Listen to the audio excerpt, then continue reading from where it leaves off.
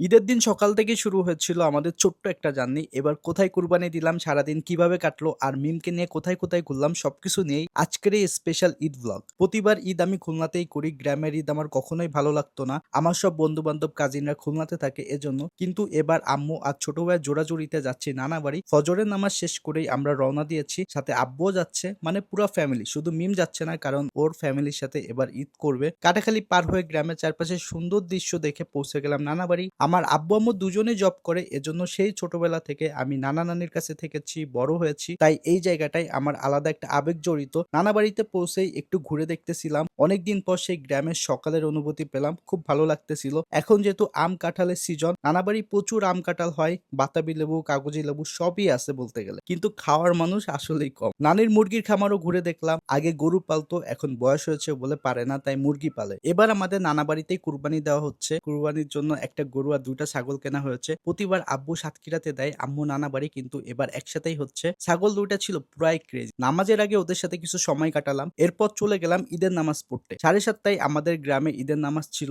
নামাজ শেষে এই একটা মুহূর্তের জন্য অপেক্ষা করতেছিলাম, আব্বুর সাথে কোলাকুলি করার জন্য। জানি না কেন প্রতি বছর এই মুহূর্তটা আমার কাছে অনেক স্পেশাল লাগে। বাসায় ফিরে দেখি কুরবানির জন্য ব্যস্ততা শুরু হয়ে গেছে। কত গরুই তো জবাই হয়, কিন্তু এই গরুগুলা কত ভাগ্যবান, আল্লাহর জন্য কুরবানি হচ্ছে। তখন আমার এটাই মনে হচ্ছিল, প্রথমে গরু এবং পরে ছাগল কুরবানি করা হয়। যাই হোক, কুরবানি হলে চলে যায় সকালের নাস্তা করতে। এমনিও অনেক ভোরে উঠেছি, তাই ক্ষুধাও একটু বেশি লেগেছিল। এই খাবারগুলা নানি আমাদের জন্য রান্না করেছে সকাল সকাল। সত্যি বলতে নানির হাতের রান্না অনেক মজা। খাওয়া দাওয়ার পর একটা ঘুম দিই, উঠে দেখি এখনো সবাই মাংস কাটতেছে, সাইজ করতেছে, ভাগাভাগি করতে দুপুর হয়ে গেছিল। ঈদ আসলে নানাবাড়ির উঠান উৎসব আমেজে থাকে। এইদিকে আম্মু কাঠের চুলায় দুপুরের খাবার সবার জন্য রান্না করতেছিল, মেনুটা একটু পরে দেখাচ্ছি। আসলে ঈদের আনন্দ তো ত্যাগের সাথে সবার মধ্যে ঈদের আনন্দ ভাগাভাগি করে নেওয়ায়। কুরবানির পর গ্রামের মানুষের কাছে কুরবানির মাংস পৌঁছে দেওয়া হলো, দেন বসলাম দুপুরের খাবার খেতে। আম্মু কুরবানির মাংস আর রোস্ট রান্না করেছিল। আম্মু যেহেতু কুষ্টিয়া থাকে, তাই আম্মুর হাতের রান্না অনেক মিস করি। মজা করে দুপুরে লাঞ্চ করে চলে আসি খুলনাতে। যদিও সন্ধ্যা হয়ে গেছিল, ওইদিকে মিম সেজে গুজে আমার জন্য অপেক্ষা করতেছিল।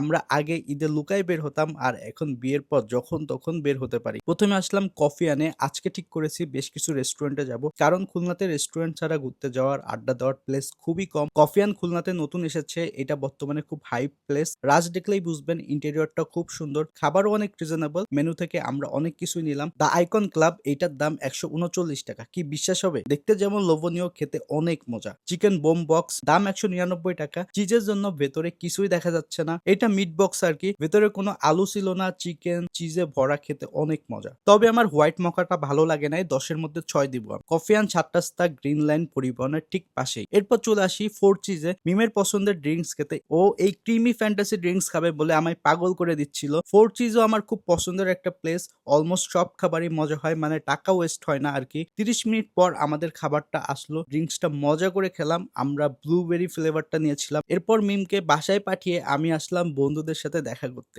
ঈদের দিন বন্ধুদের ছাড়া কি জমে বলেন? জীবনে চলার পথে অনেকের সাথে দেখা হয়, বন্ধু হয়, কিন্তু স্কুল জীবনের মতো বন্ধু বান্ধব আর কখনোই আপনি পাবেন না। আর আমাদের সবার সাথেই সেই ছোটবেলায় থেকে মিলামিশা, স্কুল জীবন থেকে বেড়ে ওঠা। আমরা গিয়েছিলাম কফি গ্লোরিতে, সবাই মিলে আড্ডা দিলাম, গল্প করলাম। যদিও আমার ক্যাফে লাটেটা ভালো লাগে নাই, কিন্তু বন্ধু বান্ধবের সাথে আড্ডা দিয়ে মনটা ফ্রেশ হয়ে গেল। যাই হোক, এই ছিল আমার ঈদের সারাদিন। আপনারা ঈদ কেমন কাটালেন কমেন্টে জানাবেন। ভিডিওটা ভালো লাগলে লাইক, শেয়ার এন্ড ফলো করতে ভুলবেন না। দেখা হবে পরের কোনো ভ্লগে। আল্লাহ হাফেজ।